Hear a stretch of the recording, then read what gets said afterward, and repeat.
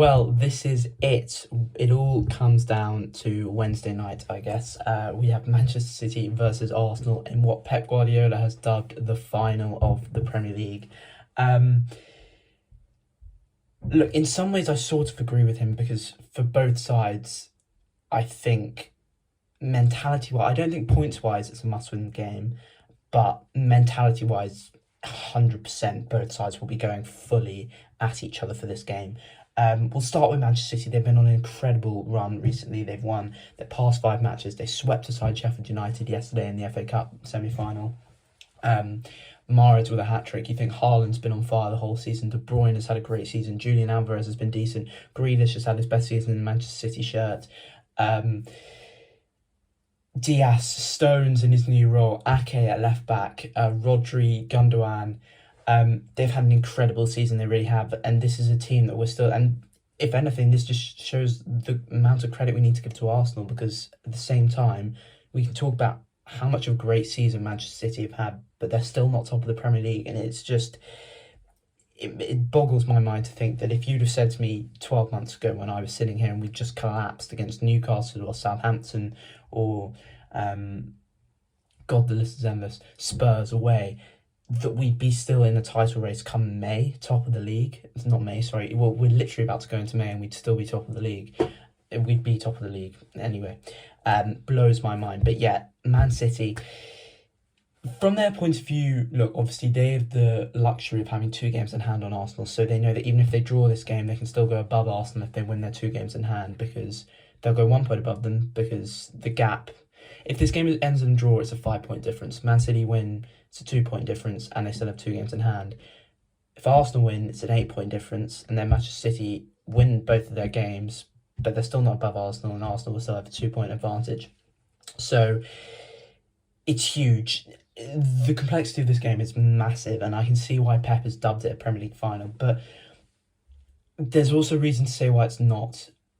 Manchester City, yes, they'll like to win, and they go in there as favourites because obviously Arsenal haven't been on a great run recently, Manchester City have, but they don't need to win it. As I said, they can perfectly play for a draw because they have the two games in hand, and if they win both of them, they'll go above Arsenal anyway. A loss for City, I think, would be catastrophic because it just leaves them with the catch-up again, and then they have to hope Arsenal drop points, which I think a win at the Etihad would be huge for Arsenal season confidence-wise, and I generally don't see. If we have a look at the running fixtures, we'll start with Manchester City. So they've got Arsenal at home. Then next weekend they've got Fulham away, which is a massive game. It's really tough to go to Craven Cottage. Arsenal went there and got a 3-0 result. But Fulham, they beat Leeds the other weekend. They're starting to come alive a bit, looking for European football. They then got West Ham at home, which I fully expect them to win. Leeds at home again, two relegation sides. I fully expect them to win them. But they also have the Champions League, Real Madrid. That's going to be huge, playing on the mind of the players, Pep as well. Who are they going to play in there? Who's going to get tired? Who's going to play? Who's not? I think that's going to be huge, and it plays a massive role because injuries may come into a tiredness mentality. If something happens like it did last year where they got turned over in the final 10 minutes by Real Madrid to lose, it could be mentality changing. So that could play a part. They've got Everton away in the middle of both of the semi-finals, and that's going to be a really tough game. Everton are obviously fighting for their lives. And City, yes, they've won there in recent seasons, but it hasn't been an easy game for them. And Everton, they won't make it easy. They beat Arsenal there this season, so who knows what could happen in that game. Chelsea at home, I expect them to win. And then finally, Brentford away on the final day of the season. And again, that could be a really tough game. Brentford might still be in the fight for Europe at that point, and Brentford, they put up a real fight. We saw what they did to Manchester United earlier on in the season. Anything could happen in this game. The Brighton game still has to be arranged. That's away as well. Again, a really, really tough game. To go away to Brighton is not an easy thing to do. Brighton, they've smashed Chelsea at home. And although we can't compare Chelsea to Manchester City this season, they've still got results. They beat Liverpool in the FA Cup.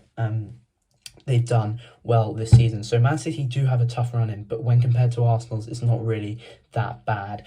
So Arsenal have Manchester City away, then they've got Chelsea at home the following Tuesday. That should be a game I fully expect Arsenal to win, but it won't be easy at all. Obviously a tough game, London rivalry. They then have to go to St James's Park, which would be huge. Arguably, if Arsenal win this game, it's still not over because that St James's Park game is massive. Newcastle are fighting for Champions League. We've seen the atmosphere they've created up there. They've swept aside teams like Manchester United this season. Although the scoreline was only 2-0, they absolutely bossed the game. Man City only got a draw there as well, so that could be a massive game. Brighton at home, I expect Arsenal to win that just because it's at the Emirates. Forest away, that could be a tough game, another bananas peel. Arsenal haven't had the greatest record. Think about the FA Cup last year. They lost at the City Ground and then they got Wolves at home on the final day, which I would expect us to win. So Arsenal definitely have the tougher run-ins, and that's why I think that this game is more of a must-win for Arsenal, because if they don't win it, then they are relying on... It's not in their own hands if they don't win it. To keep this title race in Arsenal's own hands, they need to win this game. And looking at it, I think there's a perfectly good chance that Arsenal can. As I'd say, if any team is going to go to the Etihad and beat Manchester City this season in the Premier League, we've seen Brentford do it already, but it is Arsenal, you know. They're the only ones above them. They're the only ones that have pushed them this far this season. Not Liverpool, not Man United, not Chelsea.